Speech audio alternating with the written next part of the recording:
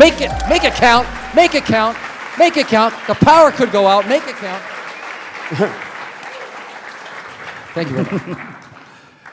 Hello, how are we doing? Awesome. So I'm actually very glad that Peter went right before me, because what you saw was an example of exactly what I'm not allowed to do. There's no such thing as being able to paint on texture, to depend on UVs, to depend on the post-production that you're allowed to in video and film. And so the big task that we have as artists trying to produce objects that will be real, that will become, physical things. We have to deal with, one, the technology of printing, and then two, how we interface with this program to get it to be something that is a realistic representation of what is going to come out of the machine. And so materials are incredibly important in that. And I found that the Mod Dirty Blue is the most exact representation of what, like if I put a line in it, that's what it's going to look like when it comes out. Because a lot of these materials punch the cavities and, you put on very fine detail and all of a sudden you print it and nothing's there. Or it looks like, a 12-year-old with acne. So the representation of the material is very important. And having watched some of the presentations, I had some films and things, but I really want to just try to get some of the basic concepts down, and then we'll talk about, I'll show you some models and stuff, and we won't look at my videos. I realize that there are people who make some really beautiful videos, and I'm not one of them. So I refuse to embarrass myself in public. So what this is this is a breakdown of the brushes I use for the most part and how they react with light.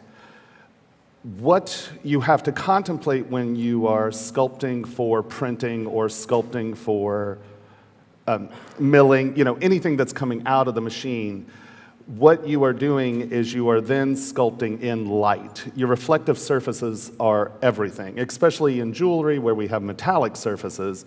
So there are some basic just concepts you need to wrap your head around.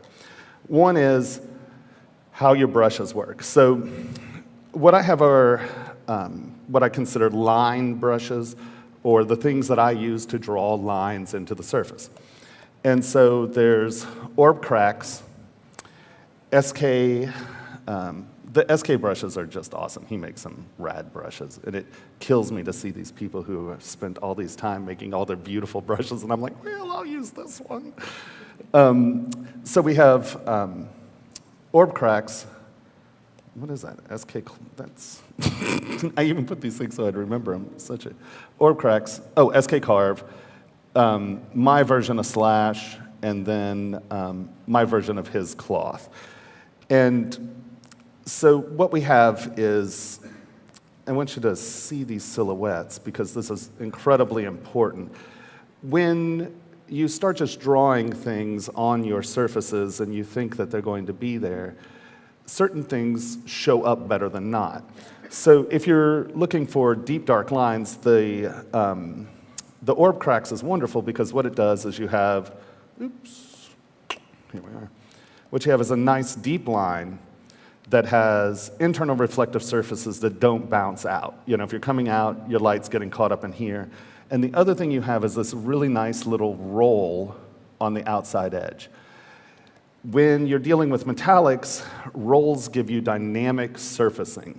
So as you can see here on the slash, you have these two half rounds, and what they do is as you move, you get play from a lot of different directions. A half round or a dome shape will reflect in so many different directions. So this is a very dynamic, active slash. This is a very dark, not active slash. Okay, so, and then this is sort of a breakdown of the additive brushes, and I use inflate, clay tubes, clay buildup, clay, form soft, SK Cloth and SK Twist. And his twist is a hair brush, I guess, but it works really well for edging. So this is sort of the cast of characters I use to lay out materials. The other thing that just initially I want you to start to think about is, once again, how these reflective surfaces work. And here, let's bring up a material that's shiny. And this is not real, and that's sort of what I talk about. But as you can see, if you have this object and it's a flat plane, see how it all reflects back at you at the same time. So if you take a brush and you've carved all these really wonderful things in, and you think you have this complex surface, well, when you bend it, it's all still reflecting the same. So what you have is not a very complex surface when it comes to reflective properties. So by stepping it up and putting steps or layers in things, so instead of just drawing lines, if you have something, you can simply mask it, move it. Wow, that's high. Just move it a touch, and you can see how all of a sudden you have something that is its own surface, it's reflecting at a different angle, so it becomes a much more dynamic and active surface. Also, if we just take this plane, and you see how it's reflecting, if we come in, use our Move tool, our Alt, and you just put a tiny plane in it. And this works with hard surface modeling as well if you're doing robots and you've taken plane or flat, and you have these big square surfaces. Well, now you can see how this, even at, well, this isn't the best material, I'm sorry. But you can see how it's not reflecting as one flat surface. You're getting, well, this one isn't doing it at all. Okay, let's find a better shiny thing. Okay, there you go. It's very dramatic, but you can see how the light is playing off that curve as opposed to the flat where it's just going to shine at one thing, right? So as you are creating your surfaces and such, it's really important to think about how the light is going to interact with this object. So that's just a base concept that I want you guys to understand. Let's load.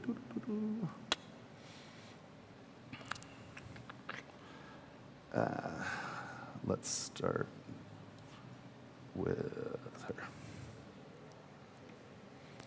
So when I start creating things, I'm always trying to contemplate how the light is interacting, and that is really the sole purpose of my job. The other thing is how to retain obsessively compulsive anal detail that no printer on the world wants to print, and then no caster in the world wants to cast, and I do it. I'm the biggest nightmare to any casting facility on the planet, because they look at my objects and I had so many people go, well, that will never cast. And I went to probably 15 different casting facilities, and they were like, nope, that won't cast. And luckily, I found a place in Chicago, and they were like, okay, that'll cast. And here, let's go to the higher. Let's get rid of this one. And I'm showing you a character, not a piece of jewelry, because she has a lot of the issues that we're talking about. So this is just a figure I did for a friend. And, you hear a lot of these people, a lot of these artists, they start with low res, and then they work on it for a while, and then they come up to high res, and then they come higher res. And this is where the concept of my backwards workflow is that I will almost always come straight up to a high res model with as many subdivision levels as I can get into it. And that way, I'm going to start a ring from scratch in a few minutes. I just want sort of these concepts to be sinking in your head as we start creating the piece.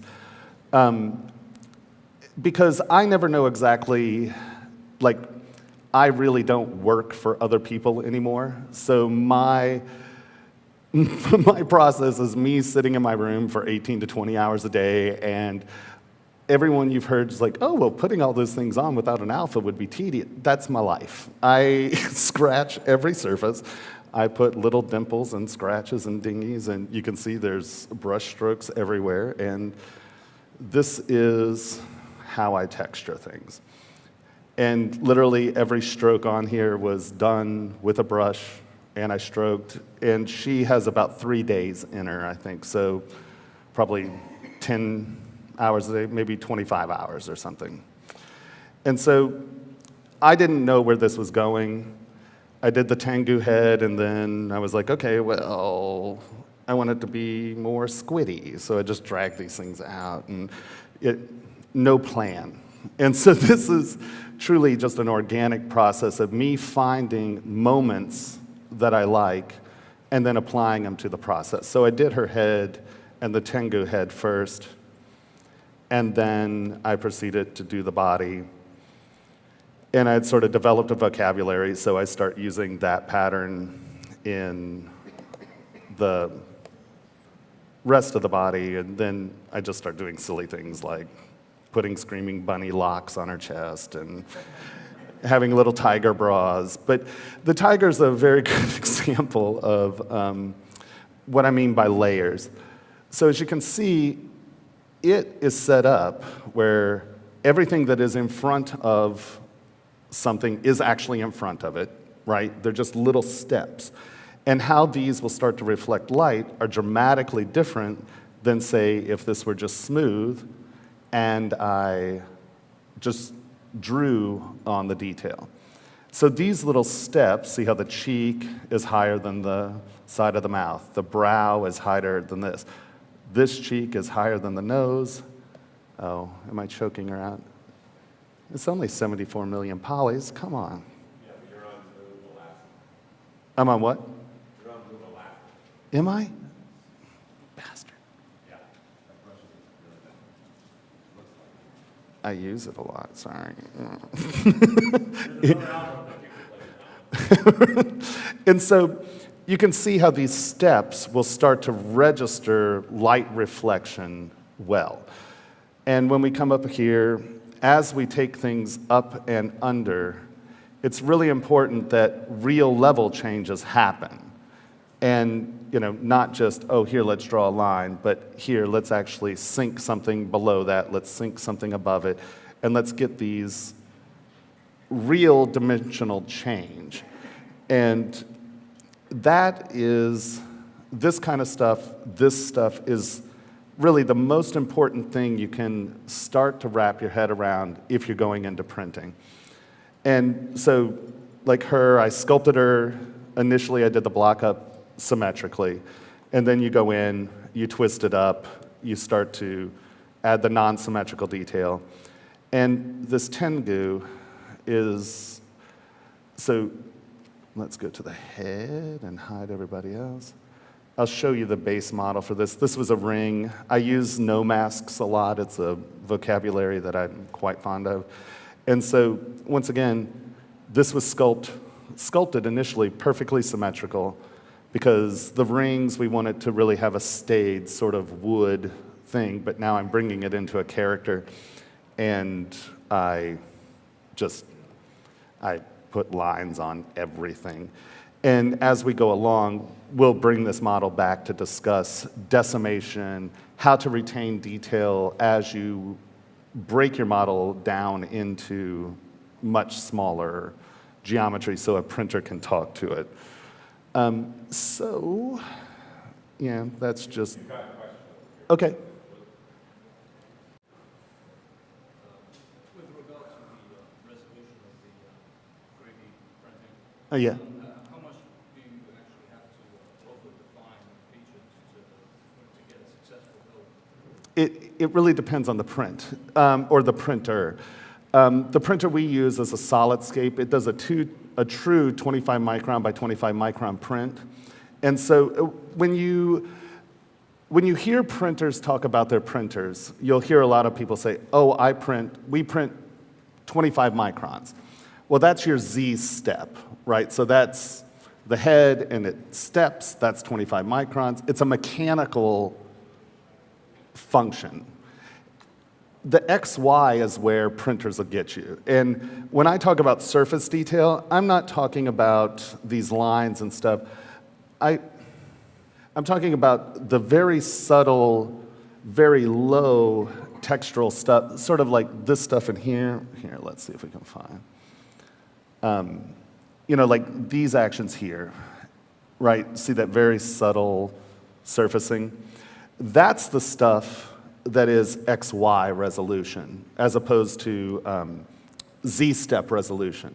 And so most of the prosumer or the smaller printer, the affordable printers, print at, I think the Form Lab is 25 microns by 50 microns is its XY resolution. The Moon Ray, I think, is 100 microns, so it's 25 micron step. But because light is going through the plastics, the more opaque the plastic or the resin, the more detail it can get. Because if you think about it, you can have a mechanical step, but the second you have light going through a translucent material, it starts to bleed.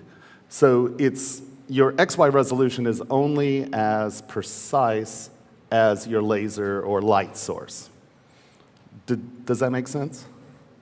I mean, did that answer the question? So if you have something that's printing at, let's say, 100 XY microns, you do need to go back and really punch it. Like before I would try to print this model, I would go back and find moments that are obviously soft. So on her torso, there are quite a few areas that I would go back in because I just jammed through it. So like I would come back in on these, and chances are, like I said, I like the twist brush. And now that we can make our own brushes, I'm very curious to see if we'll get edge distortion. I'm very excited about that, actually. But you can see as we come in, see how that's rolling that edge, right? And so this is how I'll use the twist brush in an over-exaggerating moment for production. And it also depends on how big you're printing the object. Like if you're going down, everyone can come and look at some point. I have the same no masks that are printed at about 15 mil, and then we have some that are at about 4 mil. And the resolution, you'll be able to see the difference in how a true XY at 25 will give you stunning resolution. And so you are sculpting for your printer.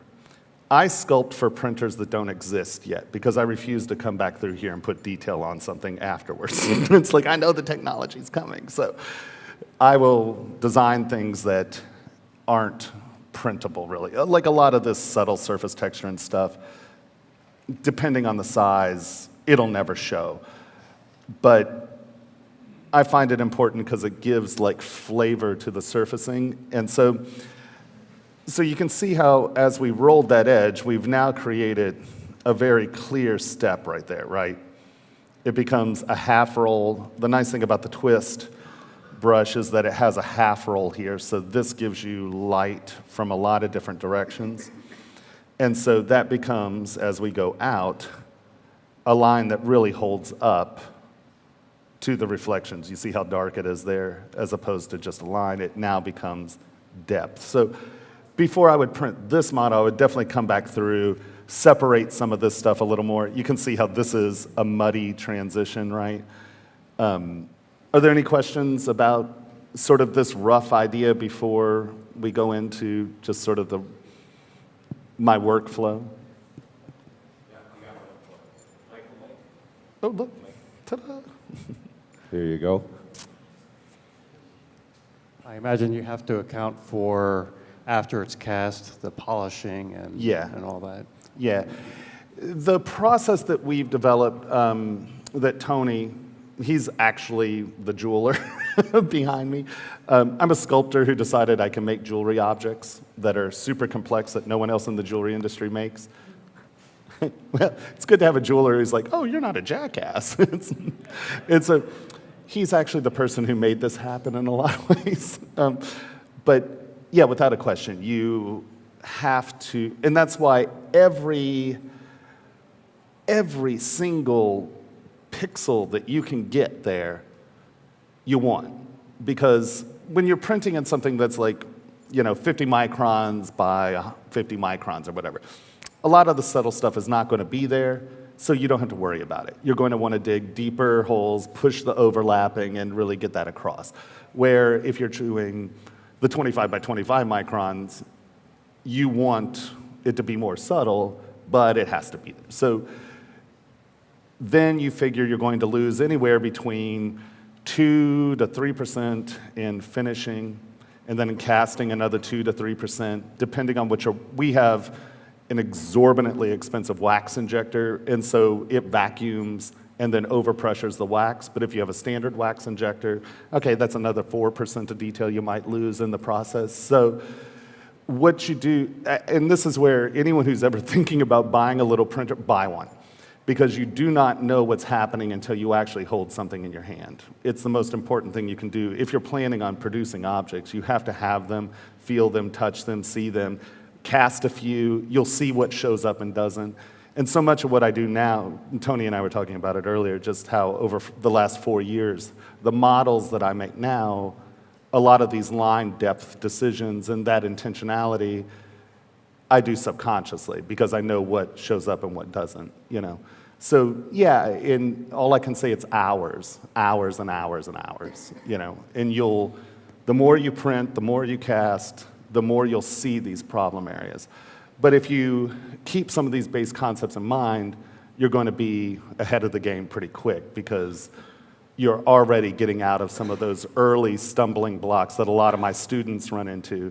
These are things that I try to hammer into my students, and like students who have taken like ZBrush classes and for monsters and creatures, and they're trying to resolve these issues, like fix it in post. Well, there's no fixing it in post for me. If you want a line there, it has to be there, and it has to be able to live through the resolution of the printer.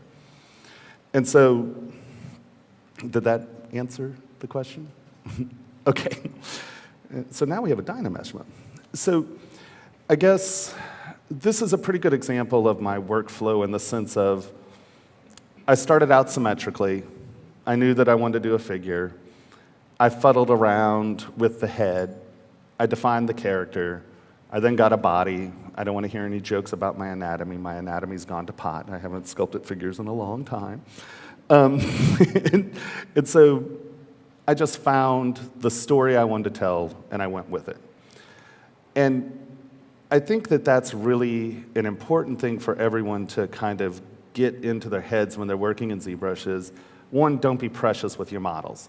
Throw them away. If you run into a problem, stop trying to fix it and try something else. Because if you get tied up in the minutia of trying to fix the tools, or there's some things that work on every model you've done, and then you try it, it just will not work.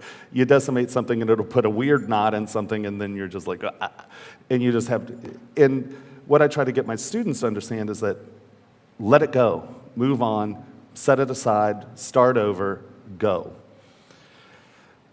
And so, please, don't be precious with your models and keep sculpting. Just sculpt. Don't look for ZBrush to answer your problems. Sculpt your way out of your problems. And I think you're going to wind up with better models.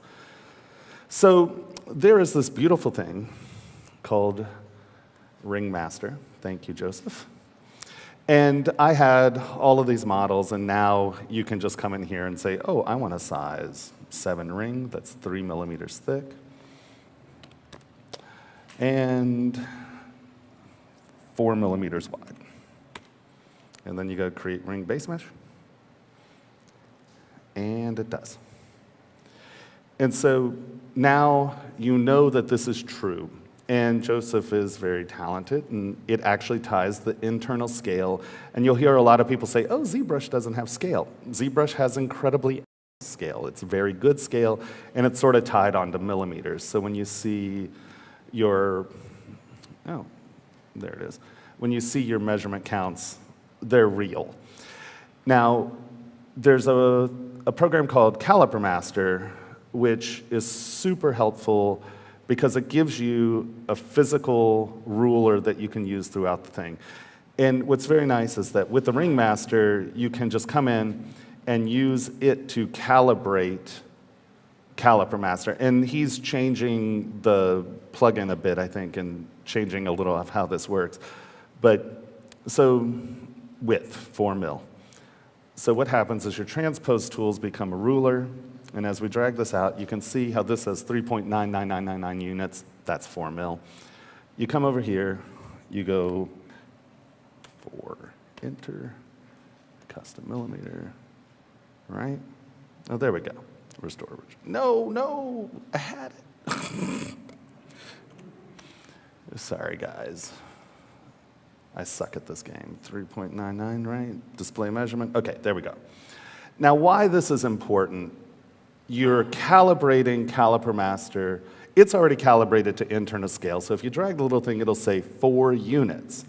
But we're assigning millimeter scale to this. So there are a number of really beautiful features that he's applied into here that are shelling tools and extraction tools. And you know, when you extract things over here, you get it and it's like, burp. And you're like, oh, okay, that's too thick. And you undo it, and then you try the number 0.02, 0.22, and it's like, burp. And it's like, ah.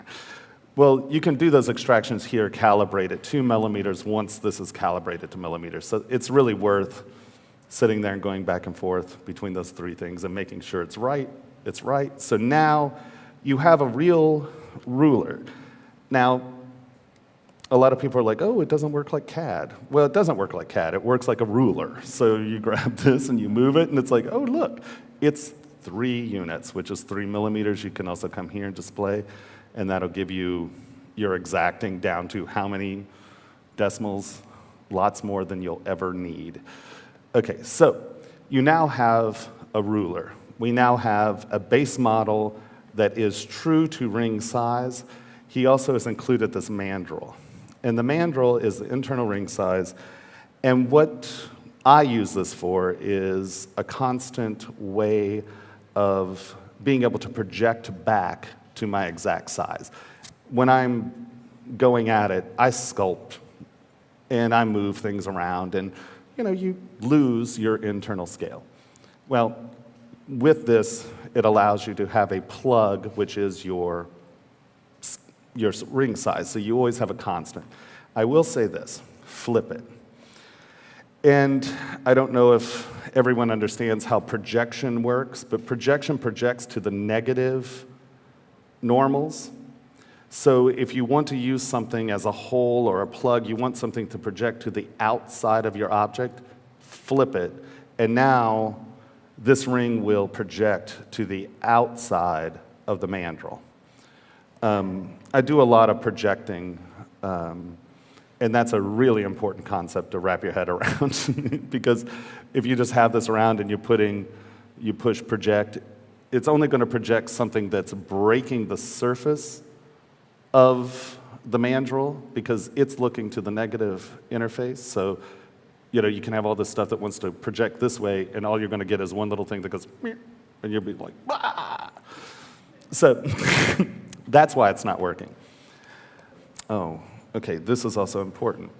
He has crease turned on. And Paul was saying how much he loves dynamic subdivision and creasing. In fabrication, don't do it. Because what creasing does is it loads the geometry on the corners. And as you start to divide, basically it's not real geometry, it's tricky geometry. And yes, you can eventually come over here, touch it, and it becomes real geometry. But when you're working, you're not going to remember that, and you're going to be at 13 million polys, you're going to stroke it, and your brush is going to go, and that's because you're trying to use dynamic subdivision. So, and these are important things to understand because how developing models for print is all geometry management. That's all it is. It's how do you get the geometry you need in the areas that have high detail and not have geometry in the areas that don't need a lot of geometry.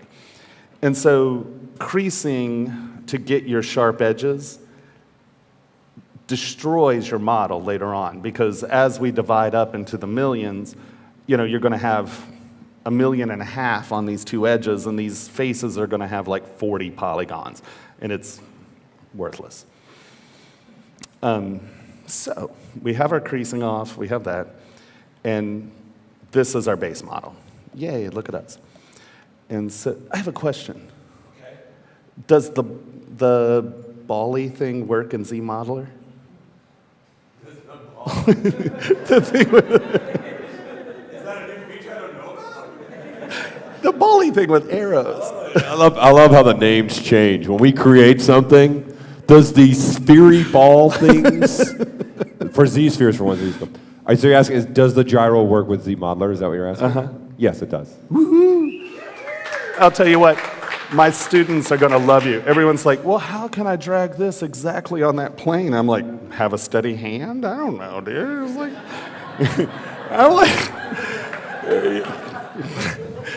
I'm like, you're putting way too much thought in that, man. It's like, people are like, oh, how do I get that perfectly centered? I'm like, oh, I don't know. All right, I'll show you how to get that perfectly centered if you want. Oh, yeah, show me. Undo.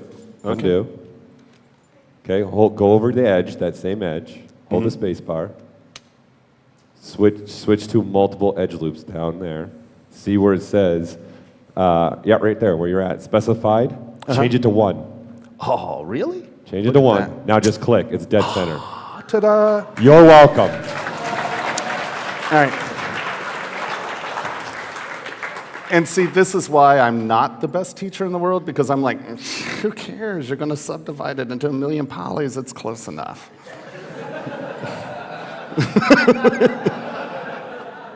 Right? Right, exactly. It's going to get decimated. You're going to destroy this model twice. Stop getting so uptight about it. It's going to be fine. It's like, I already have too many polygons in this block up in my book. It's like, I want 4 polygons, and then we'll subdivide it and start sculpting.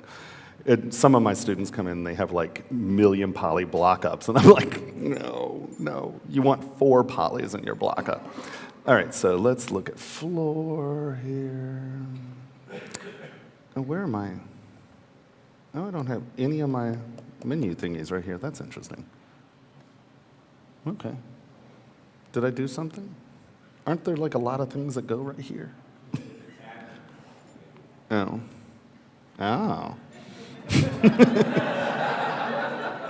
You didn't know this was going to be my tutorial, did you? I'm like, So, this is my life, guys, really. I'm like, I lost my menus. He's like, push tab, idiot. Yeah. You don't want to be on the ugly end of my Skype messages. So, okay, we have 440 polys, yay. So we go to ZModeler, and we're like, okay, so what are we going to do here, guys? We're not going to make something with a stone, because I don't want to do that. I mean, does anyone desperately want to see that? Was that a no? Tomorrow, we'll deal with that tomorrow. So we'll create something that has a center heavy. Where's all? Drag that out. What kind of? And all I'm doing here is providing geometry. I tend to block up like really straight, so I use move points with infinite XYZ, and then I'll just tap these into the area that I want them. We sort of want to taper. Okay. And as you can see, once again, I'm not real picky at this point.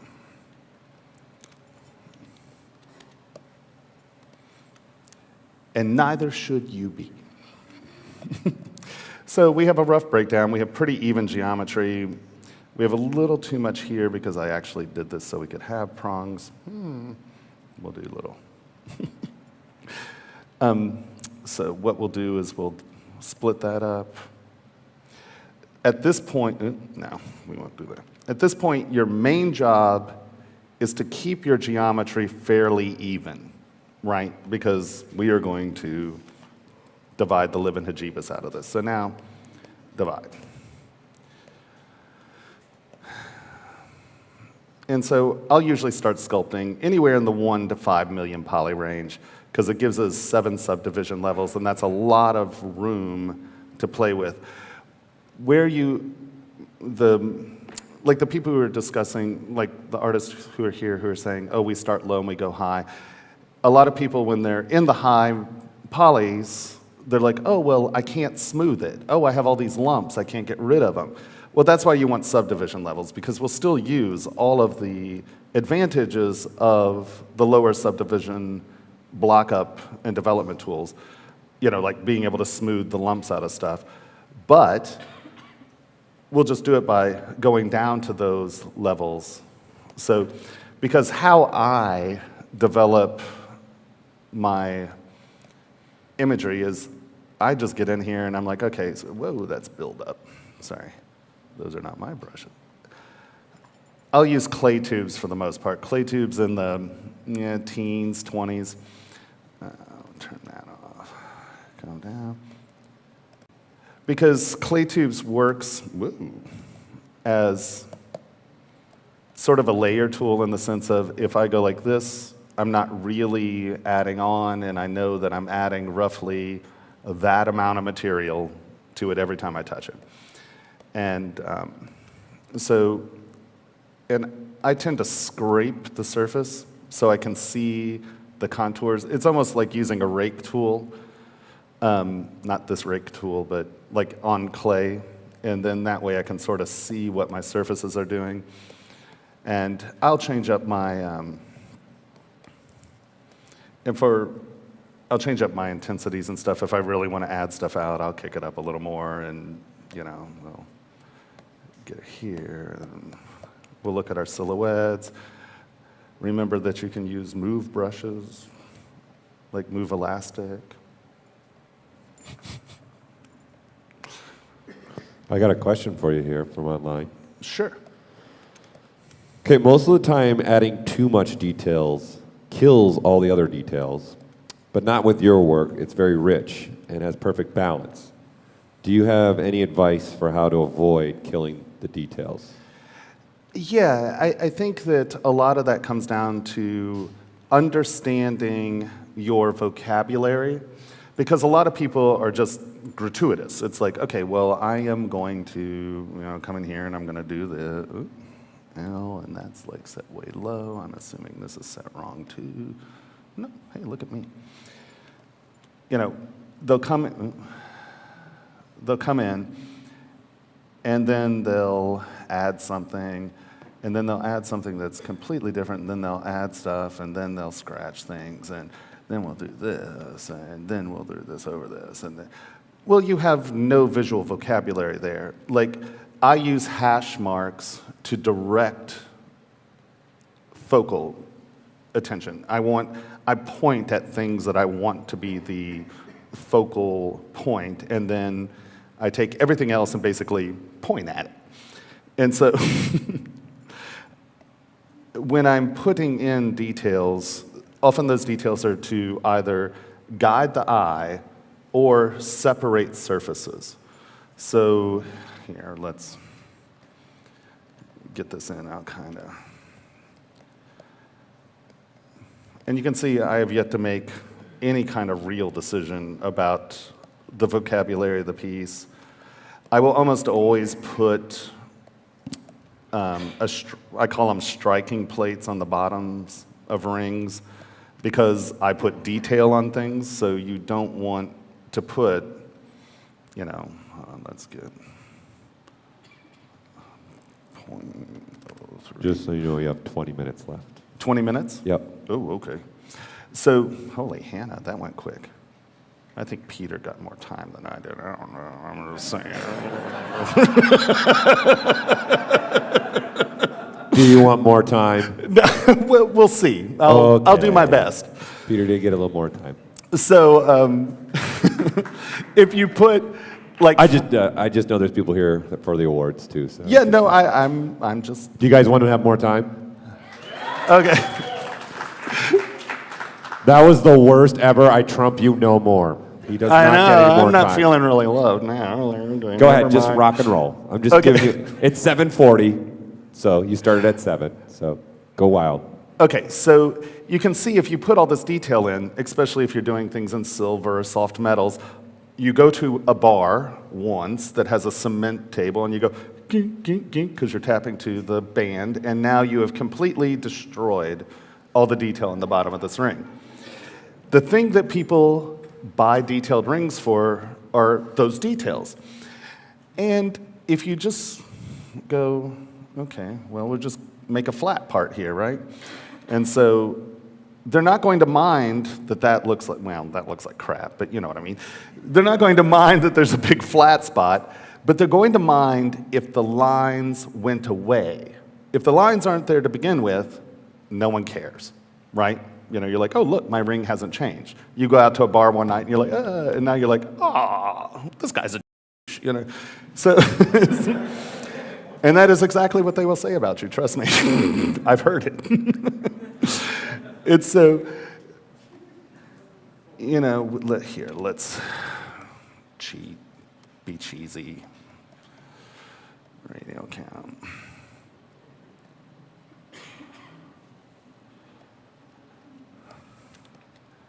I'm making a very quick object of center.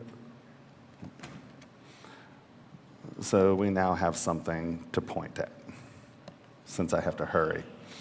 Okay, because I do want to show you some decimation things, so I'm just going to plow through this. I don't want to hear any comments about it being a crappy piece of jewelry, because I know it is.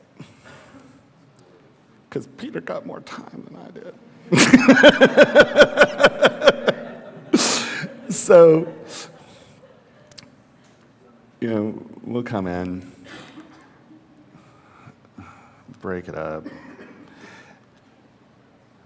And all of these features will now point at the center, right? Oh, look, it's pointing at the center. Isn't that amazing?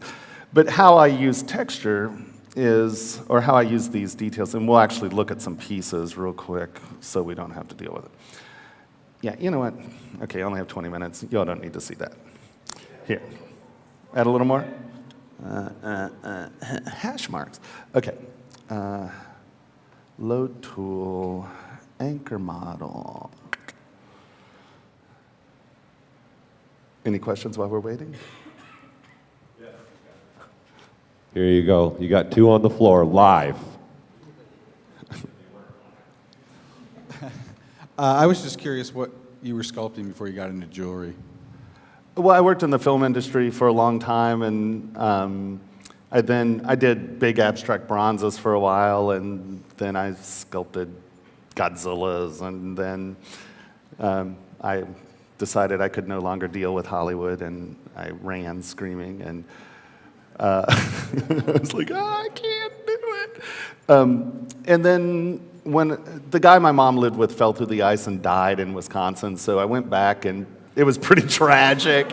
And I was like, okay, I have a savings account. I'll hang out with my mom for a bit. And so I was in the middle of BFE, Wisconsin, and I went from LA to a town of under 2,000 people in northwest Wisconsin, and yeah, -50 wind chill factors and crap like that. So I spent 3 years with her before I pulled the ripcord, and I was like, it's enough. You need to like see a psychiatrist, and I'm done with this place, and I moved to Seattle. But that's when I started doing jewelry, was when I was in the middle of BFE going, what am I gonna do here? They're dairy farmers, man. I don't know if I can deal with it. So that's when I started making jewelry. But now I'm going back to sort of the table and the furniture stuff and other things that we just got money to make. And just starting to do more figure stuff, because I think sort of the adult articulated toy market is interesting. You know, I make stuff. You know, I'm pretty random, actually. It's just jewelry was a puzzle that I had yet to hit, you know. That's when I started ZBrush too. My friend Dave Krentz, the dinosaur guy, he's brilliant. And I was staying at his house, and I was like, Dave, he's like, Tomas, you need to look at this. And I was like, wow, that's the coolest thing I've ever seen in my life. And then 2 came out, and it was like, then it actually became a sculpting program. And yeah, I've now have like 50,000 hours scratching surfaces in this thing. I'm just like, ah. Okay, let's look at this piece just real quick. Another question back here while you're I'm sorry, yeah. No worries. Hey, how's it going? So I just had a quick question with the jewels and things that you have inset into your jewelry. I don't know if you're going to go over it tonight or anything like that, but how do you, I guess, estimate the sizes of the diamonds and things that will be put into it, and then key for it? Well, I know that like milligrain, a millimeter diamond, or I mean melee, a millimeter diamond is something you can get. You can get a 0.8 stone, but like if you get a packet of them, they're not all going to be all 0.8 unless you really go to a good place. And so the other thing you'll learn is that there is not one stone setter in the world that wants you to do his job, because you don't know crap about stone setting. You don't know nothing about prongs. You don't know, and like a lot of the pieces that I've done that have the stone set in, a lot of that is the stone setter's job. You leave a flat plane for them, and they will fit the stones into it. Because if you start doing it, you're dictating the size of the stone, how it's going to work. If they accidentally roll a bead too thin, now all of a sudden there's a gap here, where have a relationship with the stone setter, really is. And everyone's like, oh, well, that's a cop-out. I want to do it. It's like, no, you're not going to make friends in the world if you try that. It's like, give them too much meat to work with in big flat places, and they'll love you. And, obviously I do go, oh, well, I want these to be 2 millimeter stones because, in my grain, I'll look, and let's say we wanted to set a stone here. I will come in here and I will measure it and see what it is, and it's like, oh, well, that's not even 1/10 of a millimeter. Obviously, I have to reevaluate my scale. And then you change, the thing. So design first. Don't worry about stones, don't worry about things. Then you'll go back in, you'll look at it, and then you'll make your channels bigger or smaller. It's like, oh, I can get 2 millimeter calibrated stones easily. Oh, I can get 1 millimeter calibrated stones easily. And then you change your channel or whatever to fit that. But I would argue design first. Say, oh, I want this scoop, I want this line, I want this. And then think about stones. And then talk to a stone setter, because like I said, if you try to do their job, oh, they do not like you at all. They're like, you don't know anything. I've been doing this for 40 years. Jewelers can get crabby. I don't know if you've dealt with jewelers, but you know who they don't like? And if you tell them how to do their job, they won't like you. And unfortunately, I'm a firm believer in try it. And casters are like, that'll never cast. And I'm like, sure it will. Try it. And they're like, no. And then it casts, and they hate you even more. It's really a beautiful thing. You'd figure they'd be like, oh, well, okay, he was right. No, there's not a jeweler on this planet that'll go, oh, yeah, he was right. Never going to happen. Except for Tony. He says I'm right sometimes. He's like, you're wrong. That's not what I say. So this started up. Do I actually have the block up in here? That would be so wonderful if I was prepared. Here's a question while you're looking for that. Okay. I'm just curious about your aversion to rendering. I would think that it would inform your choices. Well, what I find is that rendering provides a false expectation in your client. You cannot render metal to look like metal. You render metal to look better than metal or worse than metal. Gemstones to look better than gemstones or worse than gemstones. It will never look like the actual physical part. So if the client has developed an expectation, whether they're like, oh, that looks like crap, or, oh my God, it's the thing I've always wanted. You get, oh, that's the thing I've always wanted, you're doomed. Because that ring or that pendant or whatever it is never going to look like that rendering. And like for competitions and stuff, I'll have one of my friends render something because they want it. But this is my rendering right here. I take screenshots. And I'll almost always include parts of the menu. And that way, if I'm having a relationship with the client, they are not intimidated by the render and are willing to continue to work with you through issues. If you hand someone a rendering, they're freaked out. And I mean, especially if you're doing, I mean, like, you know, Peter's dealing with educated people, you know, the gaming people, you know, all of these guys are dealing with art directors who know what you're talking about. If you're making jewelry, you're dealing with people who are like, oh, I like green, you know, and, you know, you show them something that's silver and great, and they're going to get it, and it's be like, well, it's not as shiny or green as it used to be. And you know, you do that like 5 times, and you're ready to throw them or yourself off a cliff, and homicide over suicide, just saying. You know, it's, yeah, they create more problems than they solve, I find. And I'm also kind of a prick about it. I'm like, I really don't want your opinion, you know, here. Look at it, you like it, great. If not, you know, they'll do it for you, I'm pretty sure. Yeah, I'm not the best client person. I'm a really crappy salesman if no one has noticed. I'm just like, meh. Like it, don't like it, whatever, man.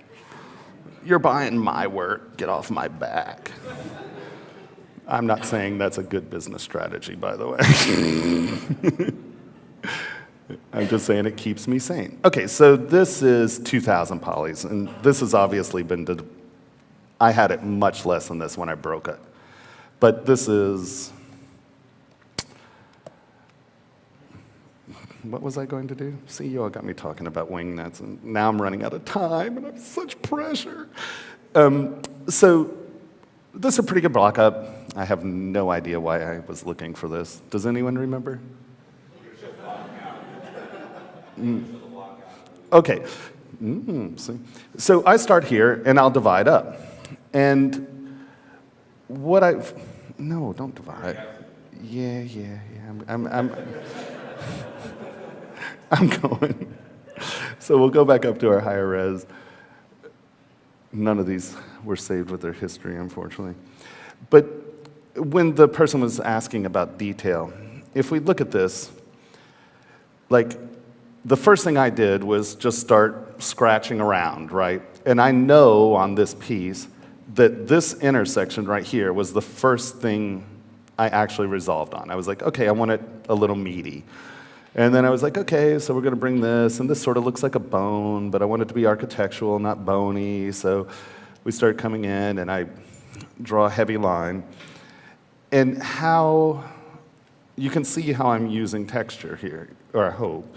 You know, as this comes up, our spacing gets smaller in here, our spacing gets smaller in here. This divot is sort of the center of this focal plane, right? Can you see that? Does that make sense? Okay.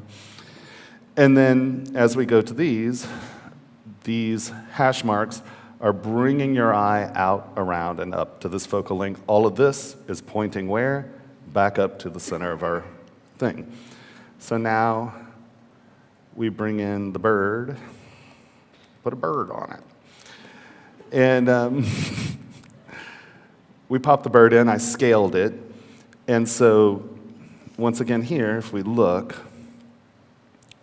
all of these hash marks are pointing out. You know, this is direction of visual flow is going to the beaks are coming back and around. So you're getting a nice flow of work. All of these are coming down. The hash marks, you notice, are coming down, but the points are pointing up. We are now having a visual return back up to our tip. We bring in our rope. That's where it started. That's not the good rope. Where's our rope? Rope. And we're creating a nice contrapposto curve throughout the object, coming back up, and you'll see that this curve is referencing to itself. And you see here, I'm not using hash mark texture here, I'm using linear texture, half rounds, and this will become a very active surface in metal. This will become very reflective, and what will happen is, as you move, you'll get this rippling of light following around. You'll get a slight version of that on these, because these are lesser domes, right? This is going to be a more active visual. This is going to be a less active visual. These are going to be long, flat, bright surfaces. These are going to be dark surfaces, so you're going to get a nice, bright arrow pointing up, right? So these are all pointing up. You come back, you hit, you have your visual return, comes back around into your bird, which we then have, here, we'll just go to the decimated version, doop, doop. And we have this starry return, which is a nightmare to print. Every printer in the world hates me for doing that. And once again, we have, I'm like, Cthulhu. Every anchor needs a Cthulhu. And so I put a Cthulhu in there. And, did this start out as Cthulhu anchor? No. But I got this texture, and I was like, oh, well, okay, these look great. And, oh, look, he has a million eyes and a beak. But you can see where my hash marks here aren't pointing up and through, they're dragging the eye around and up with the hook. And so, I don't know, did this sort of explain the usage of texture a little? Yes. Anyone? Okay. Yes. I just have, did I use up all my time? It's 8, but if you want like 10 more minutes. Okay, I just want to show them and then we'll take the last question here. So we'll let you show what you're doing, and then we'll take the question. That was the last question? Oh. No, you do your thing, and then we'll ask the question. Oh, okay. I don't want to break your concentration. So I don't know, does everyone here know that you can take a Z-remeshed model and or a Dynameshed model, mask it, divide it, and what's masked won't divide? Do we know that, everyone? Okay. That's a really important concept to learn when you're thinking about printing. Because, and once again, this is not the best model to show you this on because, well, unfortunately, this needs 38. There's scratches everywhere. But, stop that. This model, okay, that's our, here, let's go to a full res. So 23 million polys, right? Obviously, you're never going to get this to print. Not like this.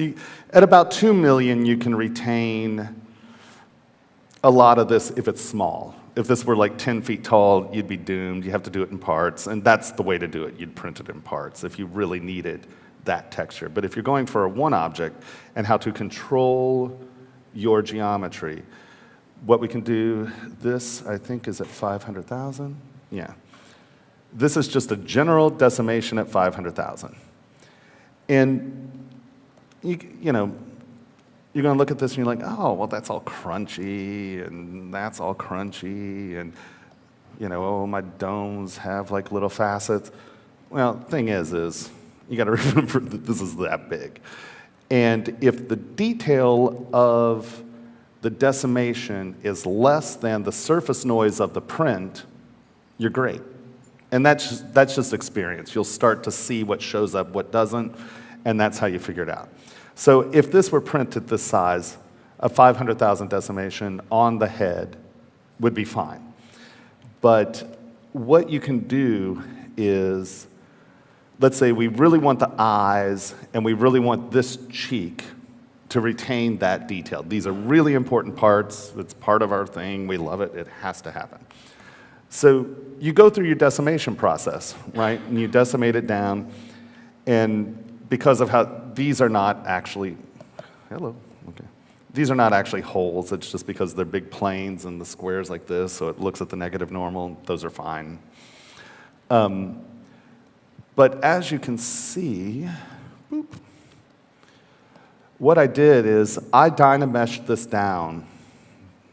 Does it have its? No, it doesn't have history, of course not. I dynameshed the head down to about 100,000 polys.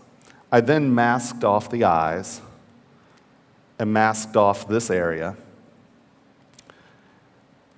inverted the mask, so this is what's showing, and divided it. And I divided it twice.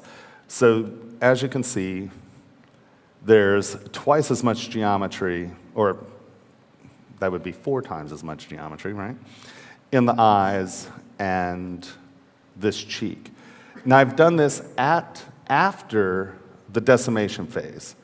And then what we did, we bring this back up, and I just mask it off again and project the higher resolution up to the original model.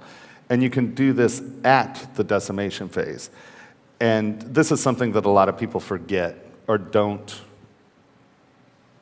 know you can do it, however. But if there are parts that you really, really need, like let's say this is a logo, or this is, will you marry me, or whatever, you can mask it off and project to your original model. And that's why you want to, anytime you do a dramatic save, duplicate it and work on the next model. Don't work on one model. Have the thing at the end of the day that you view as your final model, and when you start working on other things, duplicate it and start working on that model, because you always want something that you can project back to at this stage. And you can see how, the eyes and this cheek are actually very, very detailed. Now you can see we've lost all detail here. But once again, this isn't the best model to show you on. Let's say a band or a ring. Here, let's go back to our ring. You have this that is incredibly important, tiny detail. Aren't we so glad we have it? But we know that the inside of the ring needs no geometry, right? So if we dynamesh this, decimation, pre-press current. While that's still, let's take the question. Hello? I was just wondering if you, when you go to do a new project, do you do preliminary sketches, or is it just you kind of keep messing with it until you find the shapes you want to work with? Yeah, I almost never sketch anymore. And it's pure frustration because it's a muscle that I've stopped. I used to draw very well, and that's the worst part of it, because now I'm like, that doesn't look like anything I want that to look like. So I've just wasted all the time. Now I'm frustrated. So the first 2 hours of sculpting are me going, I can't draw, this sucks. It's and then I'm like, oh, all my friends are animators. Those guys can draw, screw those guys. So it's a process that I've had to work through with myself. So I'm not a horrible person because I can't draw anymore. But I can't. And so, no, I very rarely do. I mean, if there are logos, if there are specific forms and shapes that have to be there, yeah, I will. But that's so rare now. I mean, I muddle through everything I do. I'm just like, okay, left. I'm random. I'm super random. But I think that that's actually allowed me the freedom to watch the material, see what my block up and see what my scratching is giving me. And Peter said it's like the luck of the moment, or the random beauty of things, because you're like, oh, well, this is really awesome. And I wouldn't have thought of that. So I sort of kit bash with stroking. Like, oh, that's cool. And then I'll find that will become the vocabulary of the piece. Now, there are sometimes I do have, okay, I want this to be architectural and not organic. I know that much, right? So I'll block up slightly. I'll take a little more care in my block up, use my planing, and start to do that. So did that answer that? Okay. So we're here. We're going to take this down to 100, decimate current. And you can see, actually, we have almost all of our stuff there, right? But we know that this is a logo, and it's incredibly important. I didn't duplicate this. Remember the one thing I told you to do before you decimated? Duplicate. And we're going to take this back. All right. And actually, let's...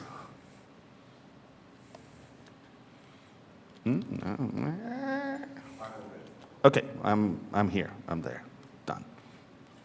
Peter got two things.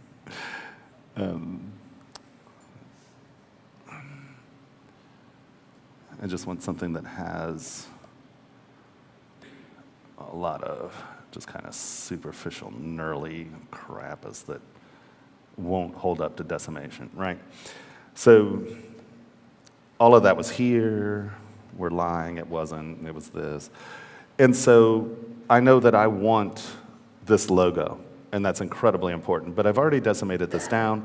I know that my printer will take 500,000 polys easily. There's certain machines, I mean, there's certain like objects, and as long as you're running a real computer, objects, can take like a 2 million poly model. Some of these, depending on your computer, you can have a 500, most machines will take 500,000. When I first started this, I had to get things down to 100,000 polys, and that's why a lot of my early stuff was really weird. Okay, so we have this, we go divide, and we just divide it until, okay, 630, that's fine. And now you come in here, ooh, smooth stronger. And this is a good example. Wait, am I on the right one? Okay. And you can see that we've loaded our model, right? All of our geometries here. All we do, come back here, show this, project, and now you have enough resolution to carry this. So don't be afraid to try to retain or reclaim your resolution after decimation. See, because now we have something that's, I have to do it a couple times because that was a long stretch decimation. But, you come in, do it again, project, and now you've retained your decimation in a level that's perfectly usable for any printers, and the place that was super important for you is now, now a horrible projection. But yeah, this was really organized. And now for my movie, no. They saved me for last because I don't render. Everyone has beautiful cinematics. I'm like, well, this would have worked on Thursday, but so does that make sense? Yeah, always organized, this one. Any questions with this beautiful example of jewelry prowess?